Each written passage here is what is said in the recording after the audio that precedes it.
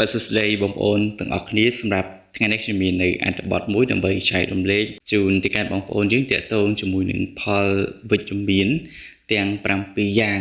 សម្រាប់បងប្អូនយើងដែលគាត់ចូលចិត្តគេងនៅពេលថ្ងៃបាទអញ្ចឹងចង់ដឹងថាទាក់ទងនឹងអត្ថប្រយោជន៍សម្រាប់ការគេងនៅពេលថ្ងៃមានអត្ថប្រយោជន៍យ៉ាងណានោះខ្ញុំបាទនឹងធ្វើការជម្រាបជូនទៅកាន់បងប្អូនតែម្ដងបាទបើយើងតាមការស្រាវជ្រាវបានឲ្យដឹងថាការគេងថ្ងៃបន្ទាប់ពីទទួលទានជាមួយនឹងអាហារពេលថ្ងៃត្រង់ហើយពុំមែនជាទម្លាប់អាក្រក់នោះទេតែផ្ទុយទៅវិញវាបានផ្ដល់នូវផលប្រយោជន៍យ៉ាងច្រើនសម្រាប់សុខភាពរបស់យើងដែលហេតុនេះហើយយើងមិនគួរបញ្ឈប់ទម្លាប់គេងថ្ងៃនោះទេយើងគួរតែគេងថ្ងៃឲ្យបានជាប្រចាំតែយ៉ាងណាមិញអ្នកដែល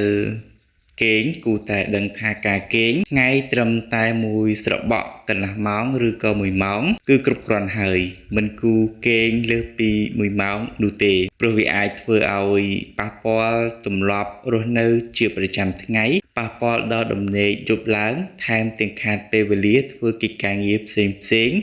នៅថ្ងៃរសៀលថែមទៀតផងនៅពេលដែលលោកអ្នកគេងថ្ងៃគឺអត្ថប្រយោជន៍ដែលលោកអ្នកទទួលបានទី1ពាក់ព័ន្ធនឹងបេះដូងគឺធ្វើឲ្យបេះដូងរបស់លោកអ្នកមានសុខភាពល្អមិនងាយប្រឈមនឹងបញ្ហាទាក់ទងនឹងសុខភាពបេះដូងទី2គឺទាក់ទងនឹងឡើងទម្ងន់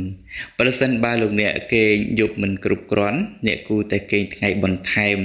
ព្រោះវាជួយទប់ស្កាត់បញ្ហាឡើងទម្ងន់អ្នកត្រូវដឹងថាបើយប់នេះអ្នកគេងមិនគ្រប់គ្រាន់ហើយស្អែកឡើងមិនបានគេងថ្ងៃនឹងធ្វើការហត់ថែមទៀតនោះអ្នកច្បាស់ជាឡើងទម្ងន់ដោយមិនដឹងខ្លួនហើយការឡើងទម្ងន់បែបនេះពុំល្អចំពោះសុខភាពនោះឡើយពាក់ព័ន្ធនឹងខួរក្បាលវិញម្ដងគឺបង្កើនជាមួយនឹងសមត្ថភាពនៃការចងចាំនិងជំនួយដល់ភាពវៃឆ្លាតនៃខួរក្បាលការស្រាវជ្រាវបានឲ្យដឹងថាអ្នកគេងថ្ងៃមានការចងចាំល្អជាងអ្នកពុំបានគេងថ្ងៃបាទអត្ថប្រយោជន៍មួយទៀតទាក់ទងនឹងពង្រឹងស្មារតីនិងភាពច្នៃប្រឌិតនៅថ្ងៃរសៀលបង្កើនស្មារតីគិតវិជ្ជមានភាពច្នៃប្រឌិតអារម្មណ៍ស្រស់ស្រាយឡើងវិញ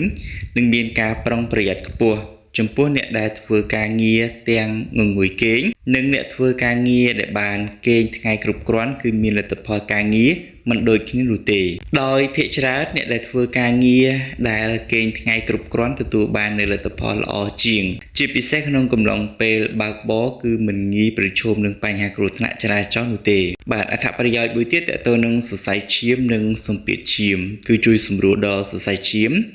និងបន្ថយសម្ពាធឈាមរបស់លោកអ្នកជាប្រចាំថ្ងៃបាទមួយទៀតគឺប្រសើរជាងផឹកកាហ្វេមានន័យថាទម្លាប់មួយចំនួនដែលលោកអ្នកតែងតែទទួលទានកាហ្វេនៅពេលដែលលោកអ្នកងងុយគេងដើម្បីឲ្យស្វាងគឺពុំមែនជាទម្លាប់ល្អនោះទេផ្ទុយទៅវិញការគេងថ្ងៃនៅពេលដែលយើងងងុយគេងថ្ងៃគឺជាទម្លាប់ដែលបានណែនាំយើងឲ្យអនុវត្តចំណុចចុងក្រោយទាក់ទងនឹងបង្កើនថាមពល